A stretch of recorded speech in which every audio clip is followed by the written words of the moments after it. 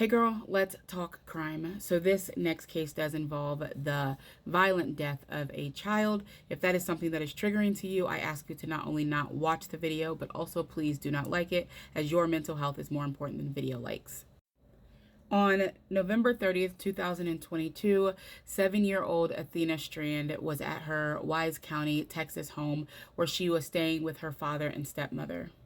Later on that evening, she had gotten into a small argument with her stepmother, nothing that was unusual for a child her age. After that, her stepmother had thought that she was inside, but then later went outside where she was looking for her. And when she had called out to Athena, there was no answer. At first, she was not panicked at all about it. She just thought that Athena was maybe hiding from her, maybe ignoring her, or something. But as more time passed, Athena not answering, she became extremely alarmed. She was not on her property and she was nowhere to be found. And so this is when she kind of went from confusion to fear. And at that point, Athena was reported missing, and a short time later, a large scale search did begin. So neighbors, law enforcement, community members, they all came together to begin searching for Athena. But what no one had realized was that earlier that same day, that someone had already been on that property and they had taken her with them.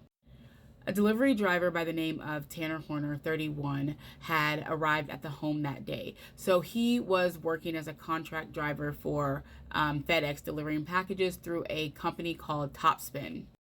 That day, he was delivering a package that was actually for Athena. It was a Christmas present, and inside were a box of Barbies from the You Can Be Anything collection. And this was ordered by her stepmother for her for Christmas. According to Tanner, he had delivered the package and then he was backing out when he had seen Athena and he had accidentally hit her. And so in doing this, he stated that he had picked her up and put her in his van because he was afraid that her father would harm him after learning that he had hit his daughter with his van. According to the affidavit, he had told investigators that he had attempted to break her neck, and when that did not work, that he then strangled 7-year-old Athena with his bare hands. Authorities believe that Athena was killed within an hour of her being abducted. So while her family and neighbors and even the community that had joined law enforcement to help search for her were looking for her and holding out hope, her life had already been taken. About 2 days later, on December 2nd, 2022, Athena's body was found about 9 miles away from her home near a river, and Tanner had led authorities to her body. Now, what makes this case even more disturbing is that evidence that was presented later actually showed something completely different than what Tanner was describing. So there was a video camera set up in his van that actually showed that Athena was alive and seemed to be very alert inside. After Tanner was arrested, he was charged with capital murder as well as aggravated kidnapping, and at first he had actually pled not guilty. Over time, more evidence had come out, including evidence suggesting that he had possibly SA'd Athena.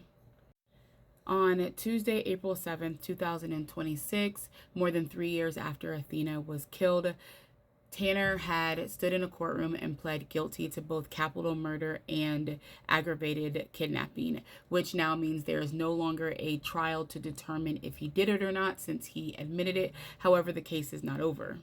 So right now they are in the sentencing phase and the death penalty is on the table. So he will either spend the rest of his life in prison or he will be sentenced to death. So during this phase, prosecutors are presenting evidence showing the severity of the crime, and they are 100% seeking the death penalty, whereas his defense team are not denying what happened, but instead they are focusing on mitigating factors like his history of mental illness, his exposure to lead. They want to say that he is on the spectrum and that his mother drank alcohol while carrying him, and so they are asking that a jury would sentence him instead to life in prison.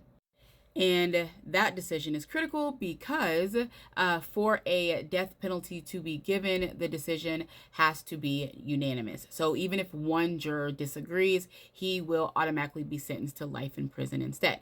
So at this point, we're no longer trying to figure out if he is guilty, what exactly happened to Athena, but more so what is going to be the appropriate punishment for what he has done. So I will ask you, do you think that Tanner Horner deserves life in prison or the death penalty?